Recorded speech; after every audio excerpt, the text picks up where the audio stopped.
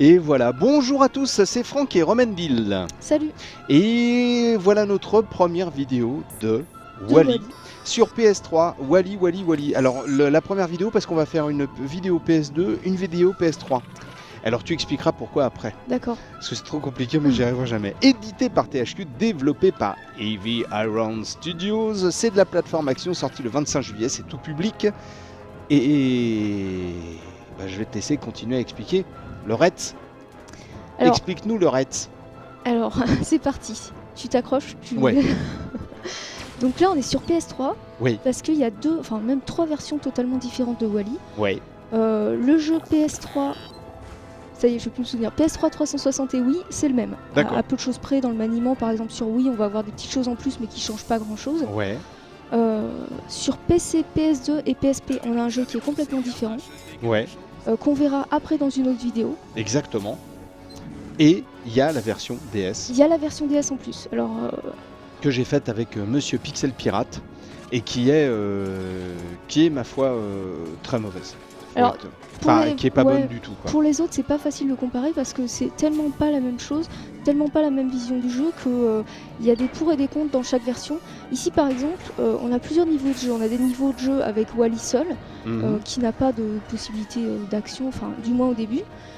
Des niveaux avec le je fais n'importe quoi. Avec les deux personnages réunis, où par exemple Eve peut soulever Wally dans les airs pour le propulser. C'est mignon. Je retrouve la marche. Et peut également recourir à son laser, puisqu'elle a une arme, elle a un canon ici. Ah oui, le fameux laser d'Eve.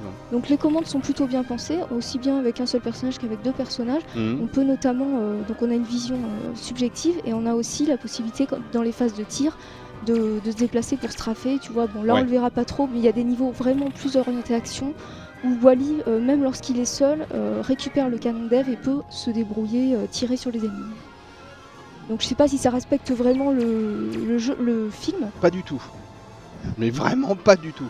Non, mais on le savait de toute façon. Moi j'étais allé le voir à San Francisco avec Dino One. On avait vu des extraits de Wally, on avait vu le jeu au mois d'avril. On avait vu des grandes phases du jeu, etc. Et c'était une des questions qui avait été posée pendant les interviews. Pourquoi tant de phases de shoot alors que voilà. Ouais. On ne pouvait pas trop en parler parce que maintenant je pense qu'il y a beaucoup de gens qui vont aller le voir. Tu l'as pas vu toi? Alors je l'ai pas encore vu, je vais pas tarder à aller le voir, mais tu me diras justement, je pense que la version PS2 PC est plus fidèle. Elle a l'air de suivre plus scrupuleusement le déroulement du film. Et notamment on a beaucoup d'extraits, donc ça a l'air de coller un petit peu plus à la progression. Ah mais c'est un peu lourd le fait qu'il y ait trop d'extraits parce que ça peut spoiler un peu. Moi ça m'a pas mal spoilé à ce niveau-là.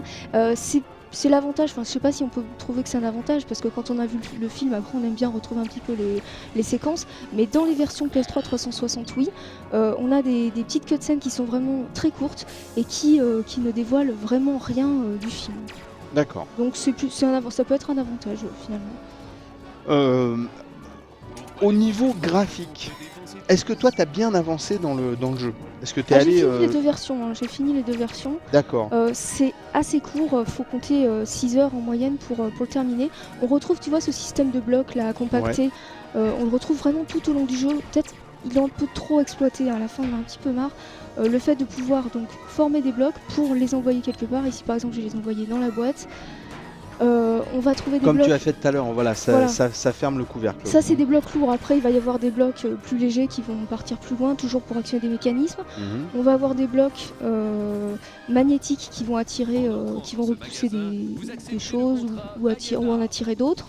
Des blocs explosifs, mais bon dans l'ensemble c'est un principe qui est peut-être un peu trop exploité tout au long du jeu parce qu'en dehors de ça il n'y a pas grand chose. C'est un petit peu ce que je reproche dans cette version PS3 368. On a des séquences de plateforme pure comme ici, où on va trouver un certain nombre d'objets pour pouvoir franchir le niveau. Des séquences de poursuite où là le niveau défile à toute vitesse et il faut arriver avant la fin du temps. C'est ce qu'on retrouve aussi avec Eve, où là la seule différence c'est qu'elle peut voler. Et des phases d'action avec 3 tonnes d'ennemis et puis on tire à tout bout de champ avec le viseur ou alors avec les vues qu'on a vues tout à l'heure. Mais voilà, ça se résume plus ou moins à ça.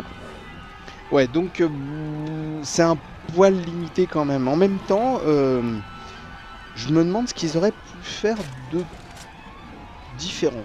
Bah tu vas voir que sur PS2 c'est pas du tout la même chose, c'est pas forcément bien meilleur, mais il y a un peu plus d'idées, moi j'ai trouvé. Ah ouais. Ah ouais. Il y a aussi des défauts, mais bon, c'est deux visions assez différentes. Donc c'est bien de les faire en complément, par exemple si vous avez PS3 ou PS2. Mais bon, c'est vrai qu'après à acheter, c'est un investissement que je conseillerais pas forcément. Voilà, c'est vrai à que cause de la durée de vie, quoi. La version PS3 c'est 60, un peu moins de 60 €, ce qui fait donc à peu près 10 € de l'heure. Et puis bon bah la version PS2 doit être un peu moins chère, on vous le dira quand on fera le gaming live. Toi t'as noté ce jeu 12 sur 20. C'est pas une mauvaise note, c'est pas une super note. Parce que c'est un jeu qui se laisse jouer, quoi. Quand on commence, c'est vrai qu'on a envie d'aller jusqu'au bout, mais on va pas forcément le refaire pour aller chercher tous les bonus ou tu vois, ce genre de choses, quoi. Ouais. Ah. Oh là c'est dur, Eve elle a du mal à sauver Wally, il a pris du poids ces derniers temps. Donc je pense qu'il va peut-être... Ah voilà. C'est quoi les cartes bleues que tu récupères? Des cartes magnétiques toutes bêtes pour franchir la porte qui est au bout, donc c'est vraiment... ça pourrait se trouver dans n'importe quel jeu, quoi. L'univers de Wally, encore une fois j'ai pas vu le film à ce moment, mais parce qu'ils auraient peut-être pu trouver d'autres choses, je sais pas. Ouais. Pas un grand... Pour toi ça manque un peu de créativité tout ça. Ouais. Et moi je trouve que c'est un tout petit peu dommage que la version PS3, quand même version New Gen, Next Gen, New Gen, graphiquement ça soit aussi... Oui, puisque sur Wii tu retrouves quasiment la même chose au niveau graphique, donc on voit que ils n'ont pas forcément exploité les versions PS3 360, et sur Wii la Wiimote sert notamment dans les phases de vol avec le pointeur ou pour tirer, mais c'est un petit peu accessoire, quoi. Il faut également agiter la Wiimote pour soulever des blocs, ça par exemple ils auraient pu s'en passer parce que ça apporte pas grand chose. Donc bon, ils ont cherché des idées mais ils en avaient pas tellement. Bon. Eh ben écoute, voilà, c'était une première vidéo de Wally sur PS3. On en fait une autre? On fait une phase de shoot ou sur moi PS3? j'allais passer à la version PS2 parce que les phases de poursuite sont vraiment très courtes, et vraiment très classiques. Donc je propose plutôt de passer PS2, PC et PSP. D'accord. Eh bien écoutez, merci beaucoup d'avoir regardé cette première vidéo de Wally sur PS3. Prenez soin de vous et à bientôt. Ciao, salut à tous. Salut. Oh, t'es tombé dans l'intro.